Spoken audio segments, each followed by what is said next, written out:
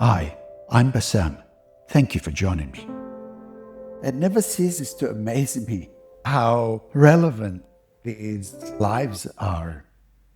What happened this morning at 3:30 a.m., the inner child, the wounding, and the experience that I endured, dark night of the soul, that was akin to that. And I'm hoping that I can share it with you. Why do I like to share these experiences? I suppose it's because I'm reporting from the trenches, not from some high minded place of self realization. I'm a fellow traveler. You might be enlightened. I'm reporting from my own living experience, commentary. Others would call it crisis.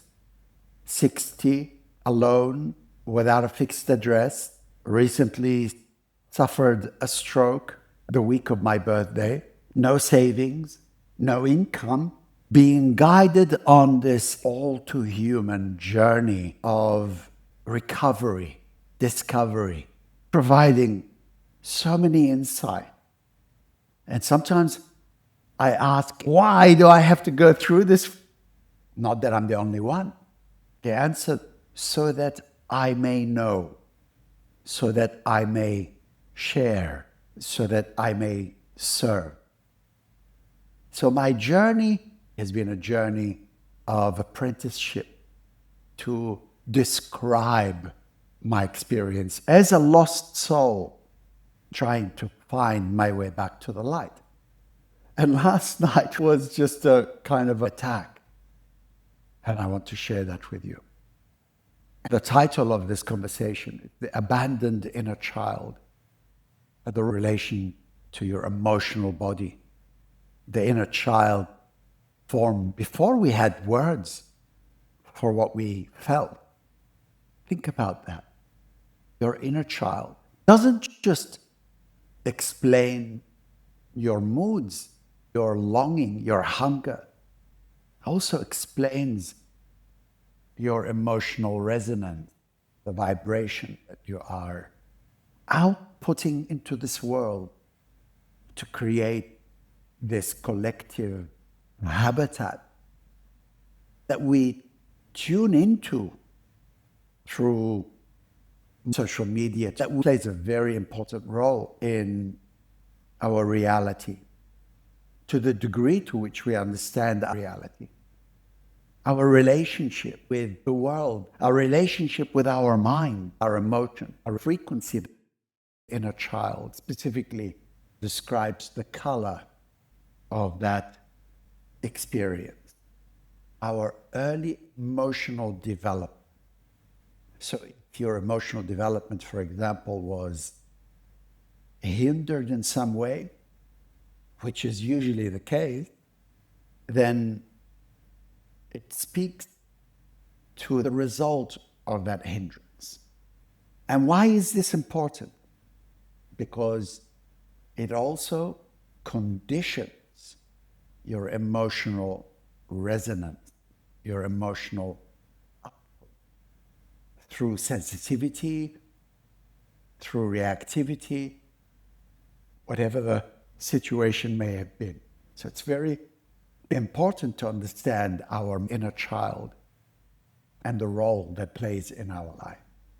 Not understanding that the inner child also serves as the obstruction to our becoming, the hindrance to our unfolding. And that starts to make sense when we relate the inner child to the early development, because wounding can get in the way of our becoming. It can also guide our becoming.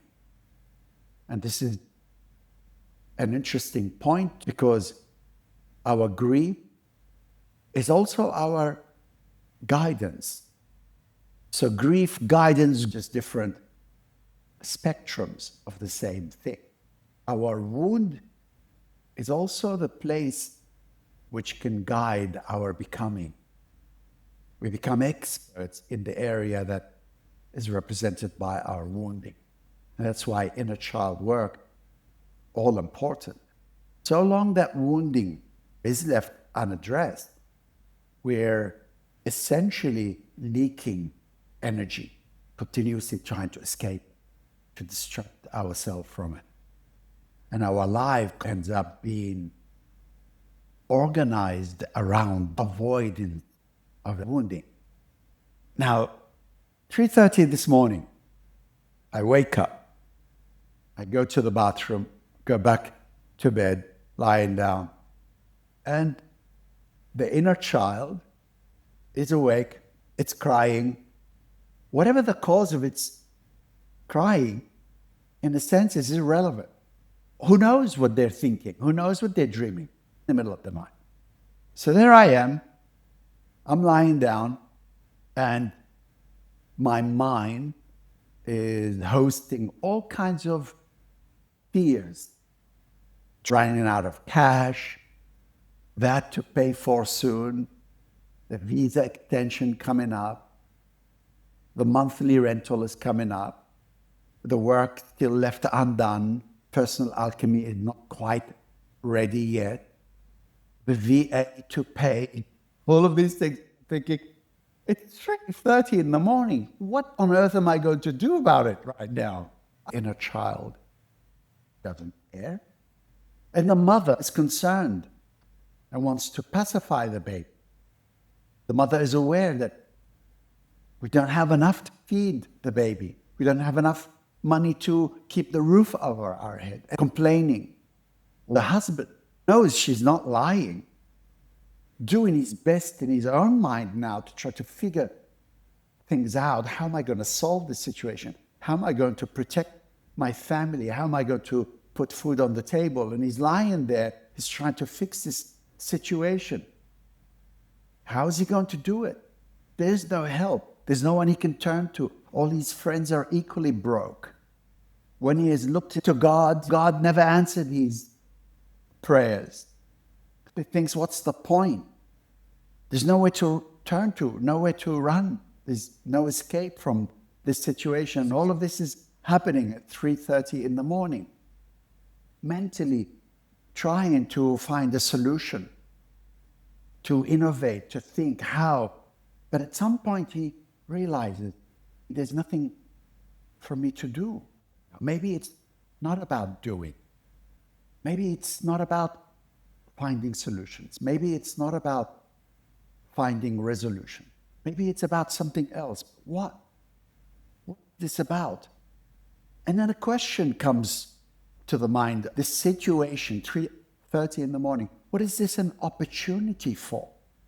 And immediately he realizes that it's an opportunity for healing. So there he is. He's worrying. It feels like death. There's nothing to do. He can feel the pain in his body. He's lying there, feeling the weight in his chest, the rumble in his belly, the tightness in his throat. And it dawns on him. There's nowhere to escape. There's nowhere to run to. He can't turn to God. He can't turn to friends. He can't turn anywhere. He must resolve to some other course of actions. It occurs to him to ask, what is this an opportunity for? Motivated by the heaviness in his body, he realizes, could this be an opportunity for healing? He releases, he lets go. It's not about doing, it's about sitting in this fire of uncertainty, in this fire of confusion, in this fire of worry.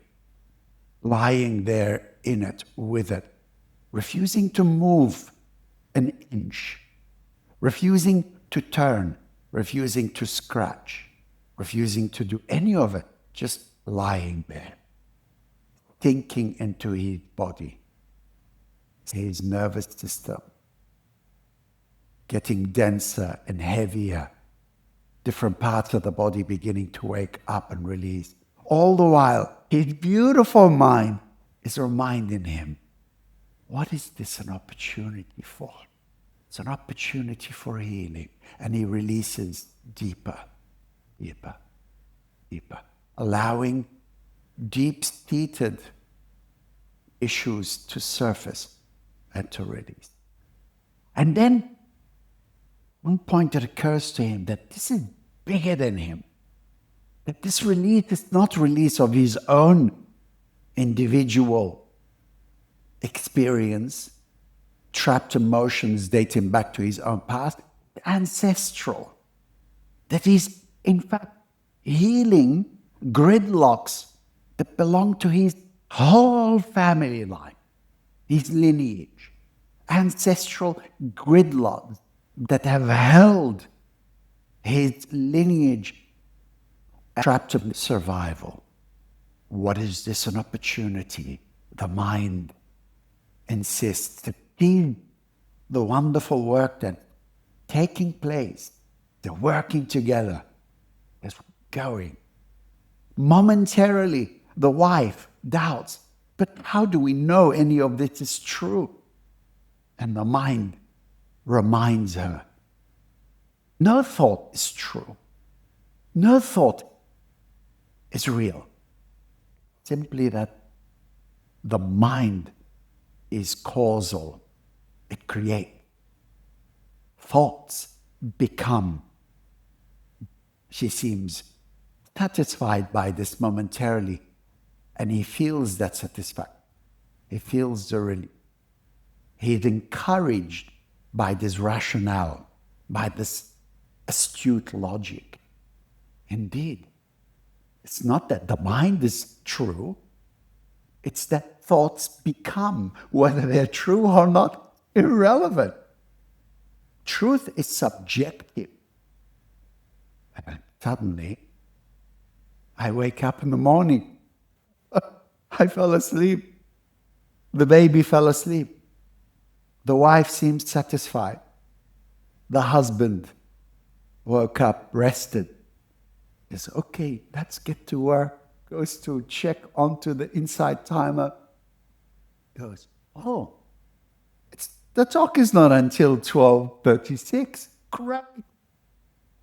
I couldn't have planned it better. So then I was already dressed, already showered, grabbed my keys, 8 o'clock in the morning, got on my bike and drove to a beautiful cafe in the right field. No one there.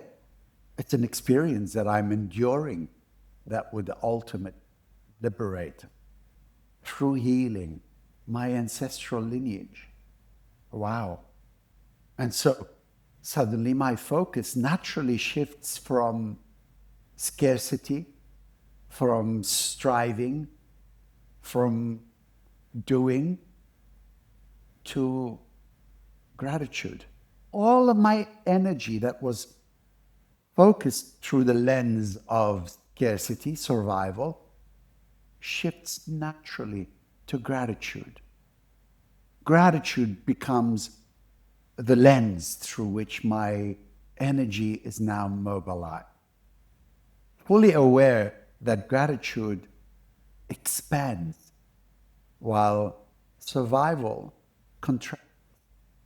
So I naturally felt grateful for my experience. I felt grateful for the challenge that I'm going through. I really felt grateful for my mind. 40 years of meditation has turned it into a friend. My inner child woke me up in the morning. My emotional body and my mind received it well. The inner child woke up crying. The mother woke up to nurse it, to try to pacify it, unable to control her own fears. I have rent to pay. I have visa to get. I don't have any savings. Her fears are very valid. The horizontal experience needs to be addressed. Not about spiritual elevation, bypassing, we have rent to pay. We have food to put on the table. These are real things. But he also knows that reality on the outside reflects reality on the inside. Thinks, what is it then in me that is creating this scarcity? Life is presenting me with an opportunity to see that no matter what I think, reality is reflecting the truth of my inner state. It's an opportunity to become acquainted with that state, not through action, but through surrender, not through distraction, but through being willing to sit in the fire without doing anything, just feeling, experiencing the pain in the body released by the nervous system as it begins to unlock patterns that are not just belonging to the father, but to his whole lineage. And then wakes up in the morning. People often confuse the wounded inner child with the mind. It's all ego, it's all mind. It's not all mind. It expresses, combines with the mind, influences the mind. But there's emotional resonance just as there is intellectual, mental resonance. Both of which combine with others resonating at the same frequency becomes like a collective threshold that we find ourselves quarantined in. You could do 30 years of meditation and find yourself still in the same place. That's why it doesn't work. Not because the meditation is ineffective. It's because while on the one hand you're meditating, on the other hand, you're tuning into the reality of others, not giving yourself a chance to elevate. That's why recently I deleted the social apps from my phone. Why? Because I couldn't continue to diet on this low-grade global frequency that was reaching me through these delivery frameworks and expect to come out of the trenches, the collective war, the collective threshold. No one is doing this to you or me. It's a frequency resonance that has been built up over time through our own input, the human input. So I turned them off and replaced them with the high frequency of the spiritual masters. I was already listening to them, but they were being hijacked by that other. It's like switching diet to improve your health.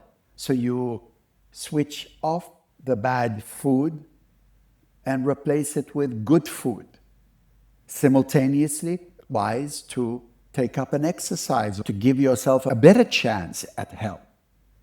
You might even enlist the services of a fitness coach, or in this case, a spiritual mentor who can support you even further. That's when we counter the effect of this threshold that is keeping us quarantined in survival, in scarcity, complaining why things are not working. And then you might decide you're going to do this in a group, in a community. Why? Because as the teacher, Gurdjieff, said, one man alone can do nothing. Two people together can do everything. One hand alone is limited. Two hands together, exponential possibility. All of this has led me to the discovery of why spiritual work has been ineffective. It's not because it doesn't work. It's because we are trying to do these things while still plugged into an old frequency that is more powerful than the individual effort. It's like trying to swim against the ocean. You can't. You might be a great swimmer, but sooner or later, you'll get tired. You'll want to touch land. So it's not just how you feel. It's not just your comfort zone. I want now to ask you a simple question. Right now, in this very moment, ask yourself, honestly, what frequency are you broadcasting into the field What frequency are you broadcasting every day? Is it fear? Is it scarcity? Is it resentment? Is it jealousy? Is it anger? Is it shame? What is it? Maybe occasionally gratitude when you remember, or presence, powerful frequency. And if it is gratitude, presence, coherence, how can you sustain this without reinstalling the old? And can you afford to keep doing it alone? Whatever frequency we're sustaining long enough becomes the field we inhabit individually and that others inhabit also. And if there's enough people resonating the frequency of gratitude, presence, coherence, it can modify the collective field.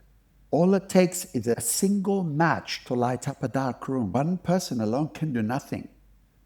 Many of us together can do a lot. And it's not just for your own well-being. Your well-being depends on the well-being of others. We're in the same ocean. We rise together. All right. Take care, my friends. So love to you all. Keep vibrating a frequency of gratitude, of love.